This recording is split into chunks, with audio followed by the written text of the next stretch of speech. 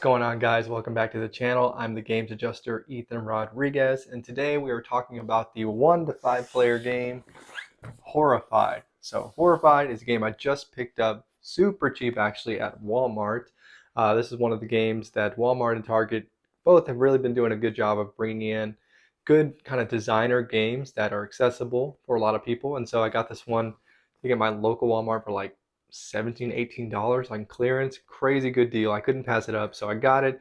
Had a chance to play it a few times and want to give you my thoughts on it. So first, let's go down to the table. I'll show you how it plays. I'll also show you how I store the game away, and then we'll come back here for those final thoughts. So here we go.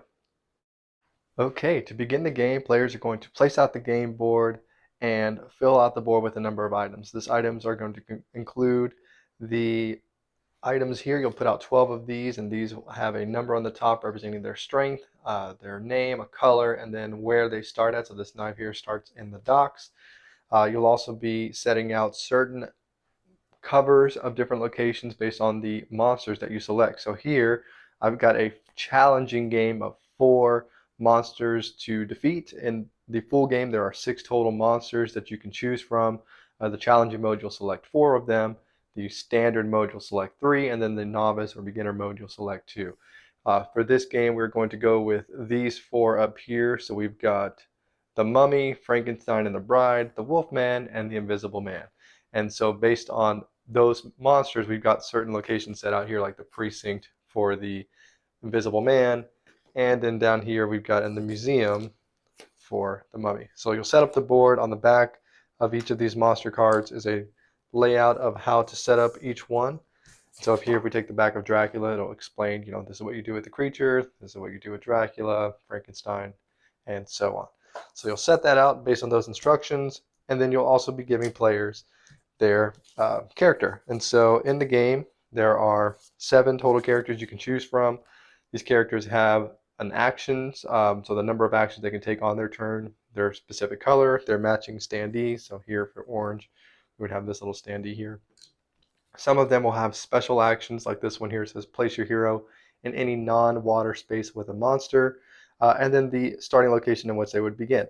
For this game, we have here the Mayor, which has 5 actions and no special power, starts in the theater. We've got the Explorer with a very powerful action, place your hero in any non-water space, but in exchange, only 3 actions on their turn. And then the Scientist this here has a ongoing special ability, says add 1 to your strength of any item you use. They have 4 actions, and they begin in the Institute. And so after that, each player will be getting one of these perk cards here. This deck of perk cards are special cards that you can gain throughout the game when you deliver villagers, and they will give you one kind of ongoing or one-time special benefits and then are discarded. So for example here, you could, with the Brandish Crucifix, a card, you could choose to place Dracula in any space or move any monster 3 spaces. And I think all of these are played during any hero phase, so they don't have to be played on your turn. They can be played on any of the other players' turns as well. All right, so you'll shuffle those up. You'll give 1 to each player. You'll also be shuffling up these monster cards here, the monster deck. Finishing the monster setup here, we've already gone ahead and done that, and you're ready to begin. So a game of Horrified is played over a number of rounds until one of 3 in-game conditions is met. If the players defeat all of the monsters based on their defeat condition, then they win. If, however, the terror level, which is marked with this tracker here, ever reaches the white mark, then the players lose. They're all too horrified to continue. Also, if this monster deck would ever need to be drawn from and there are no cards left, then the game ends and the players lose as well. So it's a fully cooperative game. We are trying to defeat these monsters. All right, and so on your turn, the players are going to take a hero phase followed by the monster phase. Okay, so let's kind of talk about what the hero phase might consist of. So here, each player is going to get one of these reference cards, double-sided, with hero phase and monster phase on the back. In the hero phase, you can take any number of these actions as many times as you would like, up to, again, the total actions you have. So if I'm the Mayor, I have 5 actions to choose from. Some of them, again, have special actions. This is also on this list. If you had one, you could choose that as well. So what do the actions do? Well, movement's pretty simple. you can move to an adjacent space, taking any number of villagers with you. So here, if I'm the mayor, I might move from the theater to this space here as one of my 5 actions. The players can only move in the lit spaces here. They cannot move in these water spaces. That is a special place for the creature of the Black Lagoon, who we don't have in this particular game, but we will be showing off here shortly. Okay, so that's movement. When you move, if there were villagers on the board, you could take them with you or even drop them off as you move. So if I took 2 movement actions, I could drop this Dr. Reed here and then continue on to the precinct if I wanted to. That's movement. When monsters are available, they do not obstruct your movement, so you can move right past them. All right. The next thing you can do is guide. So if there was a villager in your space or in an adjacent space, you could tell them where to go or bring them to you even, or send them out where you want them to go. You're just kind of guiding them along on their journey. These villagers here start on the board based on different monster cards that will come out, and they will have a place they want to go. So here Dr. Reed might show up, maybe in the docks or something. He wants to get to the camp. If we deliver him to the camp safely without being attacked by a monster, then you'll get another perk card.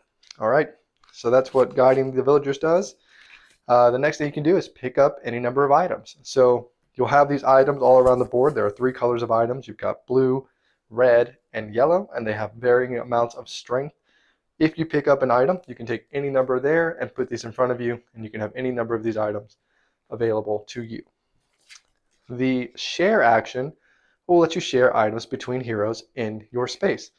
So uniquely, this does not restrict you to just trading items that you have. So let's say we have all 3 characters here. We've got the blue character, the red, and the green.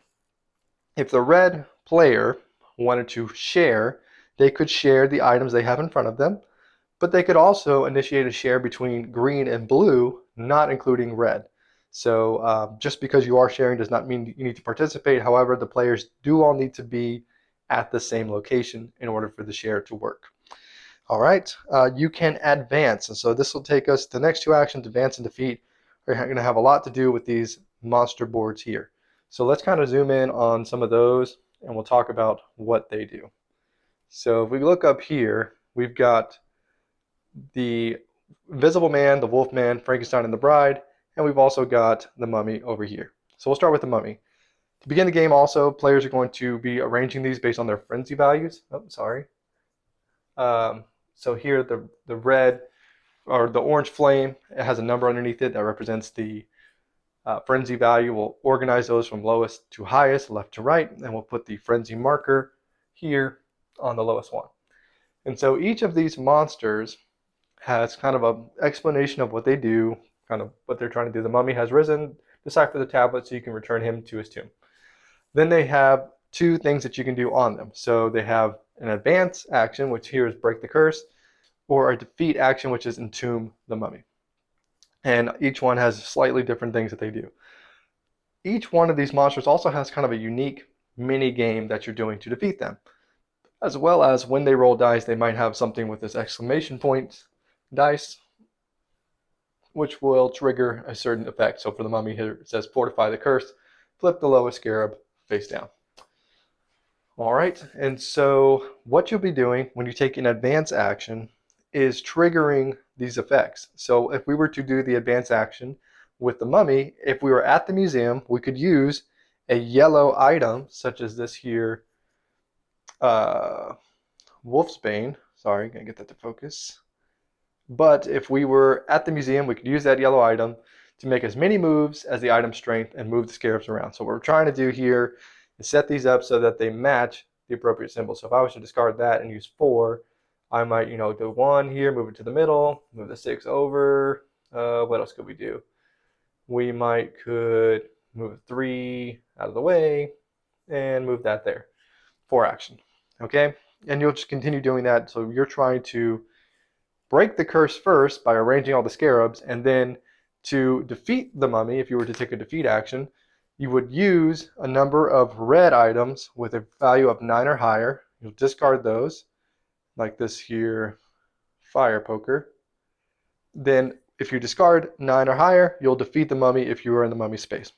And so each of these actions basically do things like that. So going to Frankenstein and the Bride now, here, what we're trying to do with them is keep them separated until we can move these dials all the way to the highest number. So we go all the way around. Here we turn in blue ones, we get it all the way up to 8. We will have made her ready to love. Same thing with Frankenstein, we'll discard yellow ones when we're in his space. Bride will discard blue ones when we're in her space. Once you get them all the way up to their highest mark, if they were to meet, they are defeated. Otherwise, if they were to meet without them being at their highest mark, then the terror level will increase, and then we separate them back to their respective starting locations, which for the Bride would be the dungeon, and the graveyard would be for Frankenstein. All right, going on to the Wolfman here. The Wolfman, basically at the laboratory, there is a location that you can turn in the blue items to kind of match this board. So we need 2 1s, 2 2s, 2 3s. If you've done that, then you will get the cure item, which is the kind of flask here. You take that. And then once you meet up with the Wolfman later on the board, if you turn in items 6 or more that are red, then you'll defeat him. And then finally here we've got the Invisible Man.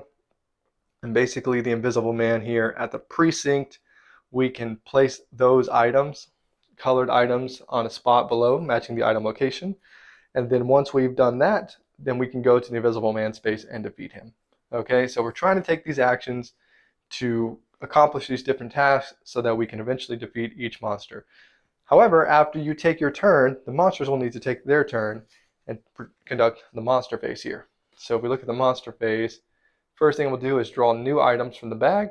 We'll resolve an event and we'll do a monster strike. So this monster deck here has a wide variety of different items on it. So let's kind of go down here. We kind of see a little bit more better. Here, like this card, the number on the top represents how many items we're going to place from this bag, the whole bag of items. The text in the middle represents the event that will happen. If the character pictured here is not in the game, you'll ignore it. Here, the Invisible Man is in the game. So we replace the Invisible Man at a location with the most items and discard all the items there. That's pretty tough.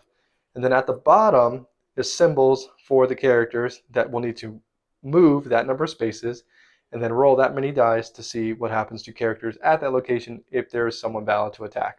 So the Anubis kind of symbol here is for the mummy, the creature in the Black Lagoon, Frankenstein.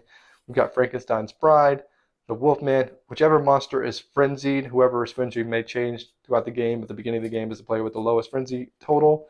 We've got the Invisible Man pictured here, and then finally we've got Dracula there. All right, so we'll resolve one of these cards, and then we'll go on to the next turn. So let's kind of talk about what actually some of these cards might do. So we saw this one. Some of them will just allow you to change where the creatures are. Place Dracula at the crypt. Move the Bride 2 spaces toward Frankenstein. Some of them will allow you to place villagers on the board. So here we would place Fritz at the tower. So we'd find Fritz's character here, this one, and we go ahead and put him at the tower and leave him there. And then when the monsters move now, and that's basically what all these do, they just kind of place more of those out. But when they move, they'll always be moving based on the number there, and they're moving towards the nearest villager or the nearest hero. So in this example here, if we were to resolve this card, Frankenstein would need to move. He's just off camera here, but we move him up basically to the church here. Then we move on to the next thing. There's no one for him to attack since there's no villagers or heroes there. So we'll skip that. Frankenstein's Bride will move, and she can move right up here to Fritz. Now, because there was no one there to take the hit for him, he's going to be attacked. So we'd roll these 2 dice, and there are 3 of these black dice here. They have blank faces, 2 blank faces. They have 3 hit faces, and then 1 exclamation point face. So we roll 2 of them and see what happens. So the blank is ignored, nothing happens, and the exclamation point, we have to consult their board. This particular action says for Frankenstein's Bride, here comes the bride, move the bride 1 space toward Frankenstein. So then she would continue moving on. Now, because she did not successfully attack Fritz, he can stay there. However, if she had rolled an attack, Fritz would be defeated, and then we would need to move the terror marker up 1 space. And again, if that ever reaches the white, then we all lose.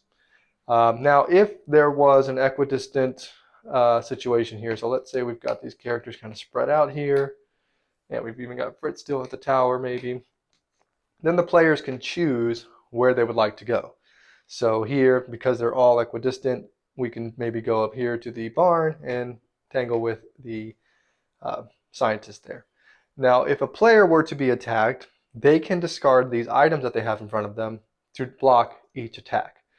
So for each item they discard, they can block an attack. If they would take so many that they cannot block them all, then as long as they take one hit, they are defeated.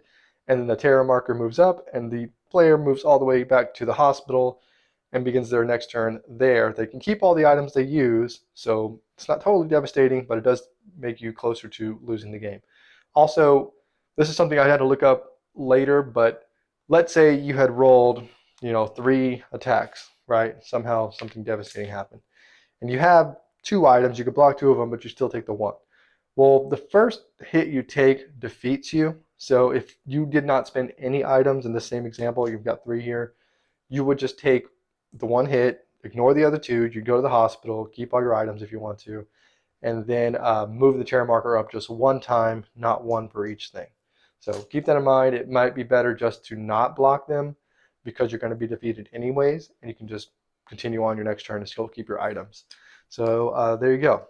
So that's pretty much the game. We'll just continue that until the in-game conditions are met. Now, there are 2 characters I have not gone over yet, which are going to be Dracula and the creature from the Black Lagoon. So these are the easy ones, actually. If you read through the rules, I wanted to show you these harder ones because these have already kind of been taught a lot in other videos.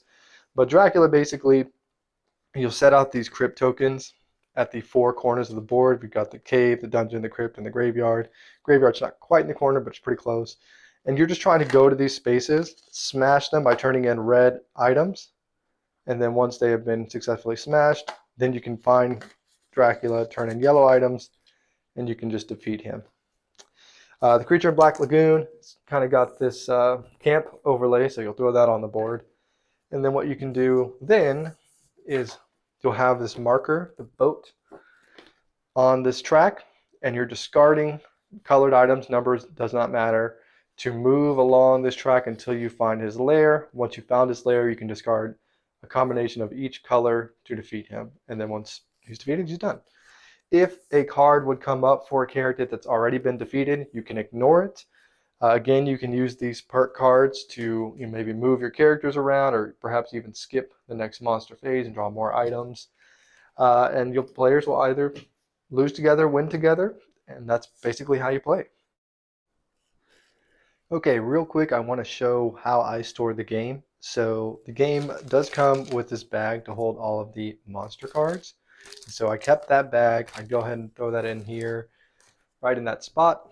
The cards, I've got them all bagged together and labeled. So I put that in this little corner here. All the plastic, so dice and miniatures, I've got those together. And in that corner there, we got all the badge tokens here. We've got all the movers and markers. That's how the game describes these tokens: terror token, frenzy token, and all the characters and villagers. Put that there on the left. And finally, I've got all the monster-specific game pieces. They're not that hard to break out. I do have it labeled, even though it's kind of obvious, just so if I'm playing with new players, they kind of know how to help with the setup or the teardown. So I put that there along with this baggie of items. This does come in the game as well, so very cool. Throw that there, and then finally, I love this. Actually, I saved this just to show you this piece. The game actually comes with the the board. Of course, it's black, but on the side here, it actually has some text. This is the first thing you'll see when you open the game box, and it's really cool. I'm used to seeing, like Kickstarter, backer thank yous, things of that nature, a lot of punch boards. This was really cool to see this as the first thing with the punch boards underneath it. So great job to Prospero Hall and Ravensburger for that nice production touch. Finally, we throw on the rules, and that is how I store the game. So now that we've showed you that, let's go back up top and I'll tell you what I think about it. Okay, there you go. So that's Horrified. Let's talk about it now. So we'll start with the theme. I think the theme is excellent. It's a really fun Universal Studio monster theme. You don't really see that a whole lot. You've seen probably a lot of Dracula games like Fury of Dracula, But the mummy with the wolfman and the creature from the Black Lagoon, him himself is pretty unique. I think there's campy creatures, but other than that, there's not really many with that monster, and the combination of monsters together, it works well. And thematically in the game, it kind of makes sense, right? You're trying to save the villagers from these monsters that are wreaking havoc. Each monster has kind of like their own unique puzzle that's somewhat thematic. Frankenstein and his bride kind of need to learn to live peacefully in love, and they can live amongst the normal people if they do that. The Wolfman just needs a cure. The Mummy puzzle is probably the one that's most distant. I'm not really sure why the Mummy cares about where his scarab puzzle pieces are. But beyond him, the other ones feel pretty thematic. So overall, I think it does a great job. The player powers are somewhat thematic too. Like the mayor doesn't have any special powers, but she's got a lot of actions, a lot of ability to influence people. The explorer is able to just kind of zip around the board, but they're kind of small and they don't really have as many actions to take in exchange. So overall, I think the theme is fantastic. The production is really good, except for the card quality. So I'm going to ding it a little bit. I do like the miniatures. I think they're well done. I like the standees. I don't really need to have miniatures for the player pieces, especially in a game like this. They're standees, they're colorful, they're neat. The minis too, they're not just all gray. They have their own little colors. Very cool. The little badges are good thick cardboard. All the item tokens are good thick cardboard too. I was really impressed with that. It comes in a nice little bag that you can put all those items in. Very cool. It's just the card quality. The monster cards are really big cards and they're really, really thin, really flimsy. You might have seen it even in the video.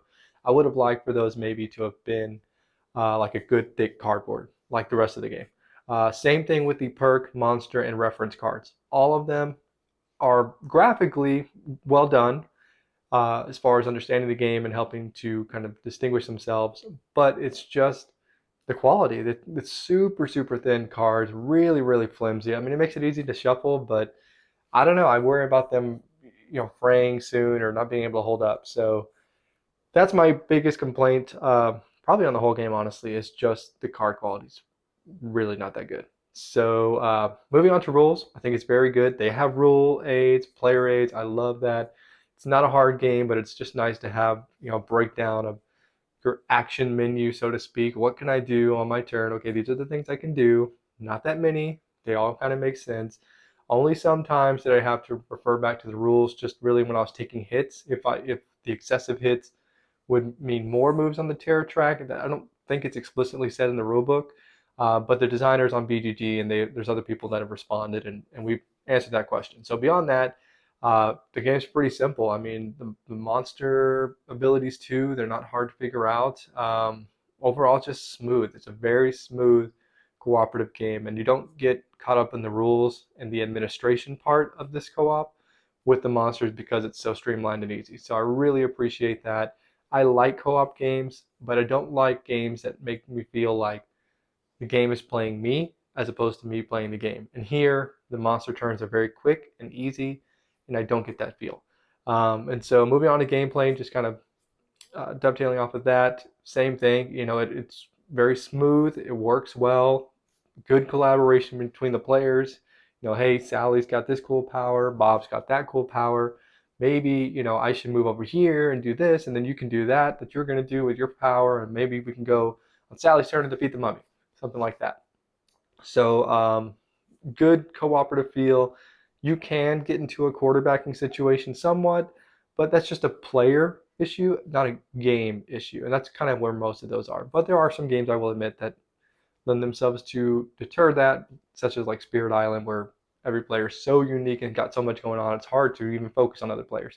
This one's not that way. It can kind of boil down to just solving the puzzle, and if one person's kind of really thinking ahead and can do that themselves, then they may not need the other players other than just to have the items. So be wary, but again, it's a group problem, not necessarily a game problem. If you just allow players to do what they need to do and contribute, then you're gonna be fine with it. It's not gonna be an issue. But yeah, I mean, your actions are simple. They're easy to do. Sorry, there's a fly in here. Horrifying fly. But yeah, it's just really, really smooth. I like the choices. I like that the player powers all feel good. There's a good mix of actions versus cool power that really balances them out. And then the monsters are somewhat unique. They're not terribly different. Ultimately, each one of them has kind of a set collection feel where you just get a lot of a color or a number, play them out, and then you defeat the monster. But because they have different conditions, like the Wolfman's really strong, can hit a lot of people. The Invisible Man wipes off items off the board. Um, Dracula can move you from your plan to where he is, and kind of that really sucks if you're one of the slower characters. You have to move across the board. That can really deter you. Frankenstein and Frankenstein's Bride, you just have to keep them separated, and then Frankenstein's Bride keeps moving to Frankenstein. So you have to kind of spend the tokens to move them away from each other and keep playing that game while also accomplishing what you need to do. So they're all interesting, even though they boil down to set collection and turning in tokens. But I think they're different enough that it makes it really cool. So moving on to the time, I think it's really smooth to set up, really fast to play, really quick to put away. Really good time. We actually played a couple games last night, and we played 2 games back to back. We had introduced it to my daughter, so we played the novice game first, just Dracula and Creature from the Black Lagoon. Knocked that out in like 45 minutes or so, and then because we had all the rules ingrained just from that recent play, we played another one with the standard game, Wolfman, Mummy, and Frankenstein and Frankenstein's Bride, and knocked that out in like 45 to 50 minutes too. So super quick, won both games, very cool, and it was quick, enjoyable night on a Thursday night at the time of this recording. That's when that was, and easy to set up, put away, and go to bed on time. And so lastly, the variety. I'd want to say it's pretty decent because you're only ever using at most 4 monsters at a time. So the different permutation combinations kind of thing is going to be pretty varied, along with which powers come in. So the first game, I think we had the Explorer with the Scientist, and so it was pretty powerful combination because the Scientist has extra strength when they attack, so or they use a token, so that helped to defeat Dracula. And the Explorer was able to just basically zip around everywhere, get all the items we need, share them, and defeat things. Now, had they not been in the game, maybe it becomes a little bit harder. So there's a variety in which monsters you have, with which characters you have, and how they need to work together to solve the puzzle. Now, because each monster has their own little mini puzzle too, that's pretty varied too, and unique. But again, they all kind of boil down to set collection. So instead of collecting reds, you're collecting blue. Instead of collecting blue, you're collecting yellow. So that itself is not that different. But again, for a $18, $17 game I got at Walmart, I'm really impressed. So overall, I gotta say, this is well worth kind of the hype it got. I know it came out like maybe 2 years ago now, but I just kind of got around to playing, and it was on sale, so I had to get it. And yeah, it's really, really good. I can see why it's flying up the charts on Board Game Geek. I think it's like 173 or something like that last I checked. Really high for considering, it's a mass markety type game. But it's worth it. Yeah, it's well worth it. So overall rating, I'm going to say a solid 8 out of 10. I don't want to give it a 9 just yet. Maybe it'll go up there if I play it more. I don't know. I feel like 8's really good. The card quality is really bad. So I feel like 9s and 10s should be reserved for games that are just amazing production, amazing variety, amazing replayability. This has a lot of good things, but the card quality is not that good. And I do worry long term about the variety because the monsters aren't that different, although they are different. So anyways, that's what I think about this game. Let me know what you think about it in the comments below. Let me know also if there's any other games like Horrified that you think I should check out. And maybe gonna go back to Walmart and see what other clearance games they have on sale here soon. So if you see something, be sure to check. Or if you're interested in this one, maybe check your local Walmart. They might have it on clearance as well there. So there you go. I've been the Games Adjuster. Please remember to like, comment, and subscribe, and I will catch you on the next one.